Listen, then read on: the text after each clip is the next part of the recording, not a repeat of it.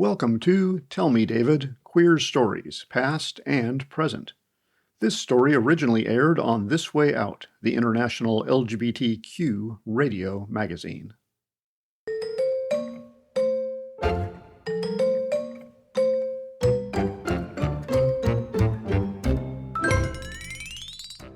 Something's always worrying right-wing media. Remember the panic over critical race theory? That's the framework some college courses apply to the study of social, political, and economic institutions. As the right framed it, critical race theory threatened to poison the minds of the nation's third graders.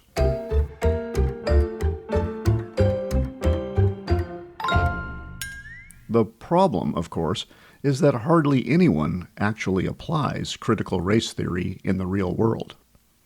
Not so DEI. Diversity, Equity, and Inclusion, DEI, is everywhere, and that makes it a much better target for right-wing angst.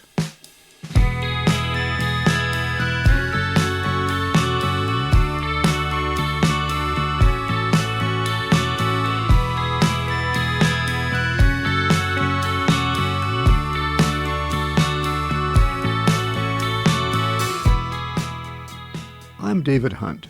To hear my conservative friends tell it, DEI isn't leveling the playing field for everyone.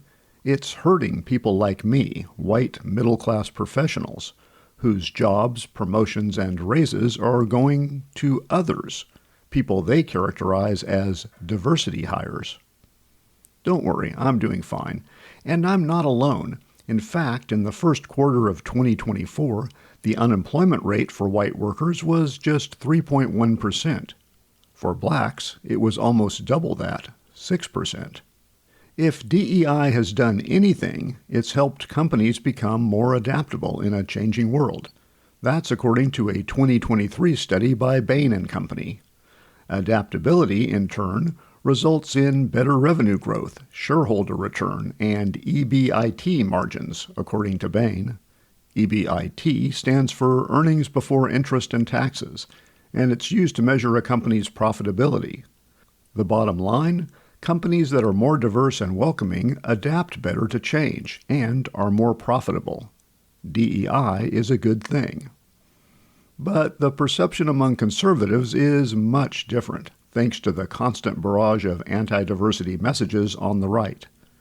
Only 30% of Republican workers say DEI is a good thing, according to Pew Research, and only 7% value working with LGBTQ colleagues. And so DEI is quickly losing support among leaders in business, industry, and notably higher education. For example, in the University of North Carolina system, where I worked for more than a decade, the Conservative Board of Governors has mandated that DEI efforts refrain from what it calls administrative activism on behalf of social and political causes. Anti-racism is out. Neutrality is in. What does neutrality look like in higher education? It's not pretty, but it's not new. In 2015, when I was a senior editor at North Carolina State University, I wrote an article for the school's research magazine about the discovery of a 1962 recording of a speech by Martin Luther King Jr. in Rocky Mount, North Carolina. It was the first time King had used the words, "I have a dream," to describe his vision of a just society. In the first draft of my article, I wrote, Rocky Mount, like cities throughout the South, enforced the shameful segregation laws of the Jim Crow era. A research administrator deleted the word shameful. The backlash against DEI is playing out at colleges and universities across the U.S. The Chronicle of Higher Education began tracking what it calls the dismantling of DEI in July. Within a few weeks, the publication had tracked policy changes at 185 college campuses in 25 states. Schools in Alabama, Arkansas, Florida, Iowa, Oklahoma, and Texas, to name a few, have closed down diversity programs and offices. Other states, including Georgia and Tennessee, have ended mandatory diversity training. Penn State closed its Multicultural Resource Center. The University of Wisconsin at Madison ended a program to recruit diverse faculty. You get the idea. One day we will look back and remember times like that. It will taste an even sweeter, but the past remains the past. But the past remains the past. To find a silver lining in this trend, I reached out to Renee Wells, Assistant Vice President for Diversity, Equity, and Inclusion at Queen's University of Charlotte in North Carolina. I met Wells when she served as director of the LGBTQ Pride Center at NC State. It turns out she hasn't given up on higher education despite the challenges. She explains. I love, love, love working in a field, higher ed, that refuses to give up on the future. Like, that is what we do. We prepare people to go into the world and not just to work, but to be part of communities and to think about the problems that we face collectively and how we move forward in addressing them together in ways that make the world a better place, make our communities a better place. How do you describe the work you do in DEI? I don't see DEI as separate work. I see it as language we've developed that kind of encapsulates often really specific initiatives and outcomes, but fundamentally at the root, what we're really trying to do is to foster a space. And that space is robust in a college and university setting because it's the classroom, it's the residence hall, it's the dining hall, it's all the student organization spaces, it's athletics teams. It's all of these environments that we're inviting students into, that we're sharing with them as faculty and staff.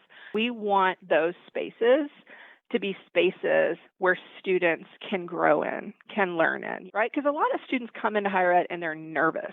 They're nervous about coming from a small town anywhere and encountering people they've never met before. And sometimes they're nervous about like what to say and what to do and what to ask and what to talk about. And it's developmental, and it's just also, it's new and exciting, but also a little intimidating. And college is a space that tries to carve out environments to help make that easier for folks.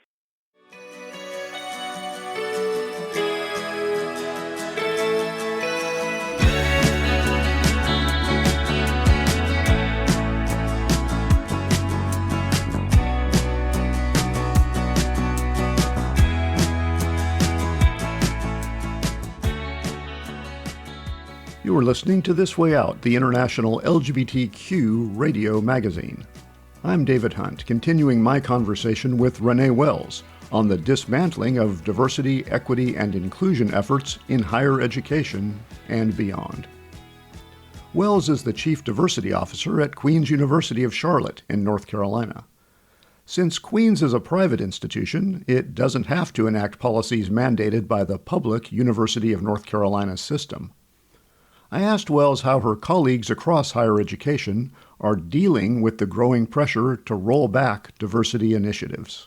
As a whole, higher ed has largely shifted internally to places that tend to understand the importance of this work as it relates to student success, to employee retention, to just fostering a community that thrives. And so doing this work in the context of higher ed is different because now you have folks inside colleges and universities worrying about their students and worrying about their colleagues in ways that they understand very clearly now the implications of some of the external pressures in ways that they know are going to negatively impact student success, well-being, retention, et cetera. So it's a time where there's a lot of just impacts, but also a lot of shared anxiety about what kind of community we're able to be. How do you respond to the idea that institutions should be viewpoint neutral? Well, I mean, here's the thing. If you say we can't talk about race or ethnicity or sexuality or documentation status or disability or any of these things because we need to be neutral, we are, in fact, not being neutral. What we're saying is that these are things we are choosing to say are things that we cannot and should not and will not, engage critically around. And they are all the things that make up every human being that lives in our society. So there's a way in which there is absolutely nothing neutral happening. The discomfort with whatever it is, whatever the root of discomfort and resistance to DEI is, and we could talk for days about what many of those roots might be, really gets in the way of us developing as like fuller and richer human beings who are able to move through the world in ways that allows us to grow. And it's not just that it causes harm to people who've often experienced a lot of spaces that don't feel safe or where they don't feel welcome or they don't feel valued.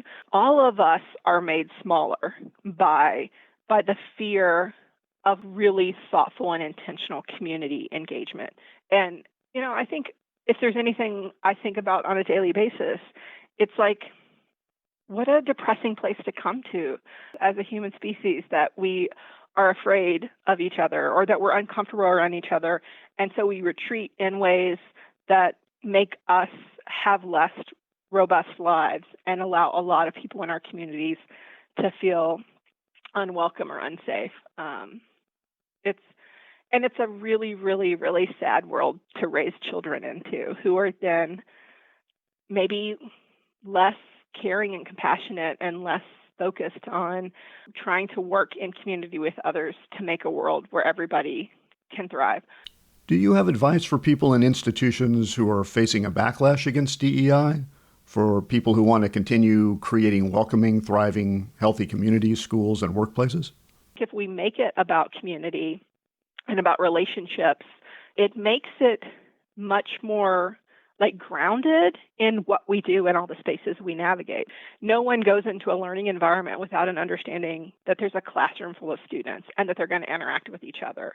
And rather than putting a bunch of language on top of that, just say, what are the dynamics we want to have in this room as we learn together, and how do we do that?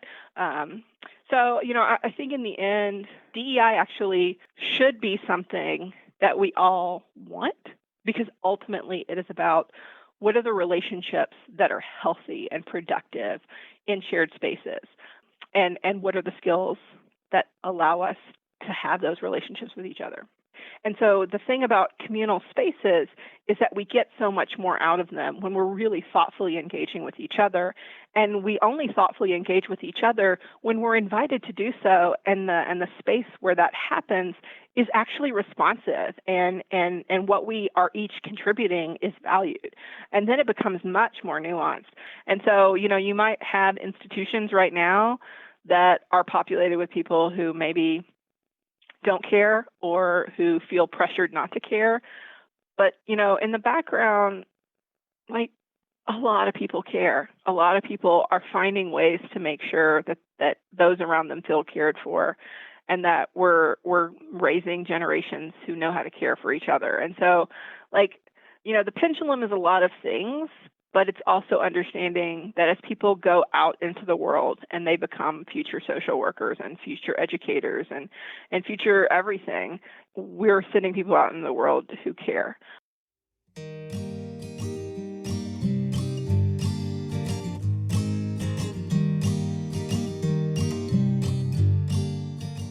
On a practical level, institutions, including many colleges and universities, have spent the better part of 2 decades promoting diversity, equity, and inclusion as organizational values, core values. And the people working in those institutions have largely supported those efforts and embraced those values. Dismantling DEI may end some programs, curtail some opportunities, or those programs and opportunities may simply be rebranded and continue as ever. What's certain is that institutions bowing to pressure from the right and turning away from values they once extolled are sure to lose the trust of the very people responsible for their success or failure. And let's not be afraid to say it. That's shameful. I'd like to thank my guest, Renee Wells, Assistant Vice President for Diversity, Equity, and Inclusion at Queen's University of Charlotte in North Carolina. For This Way Out, I'm David Hunt.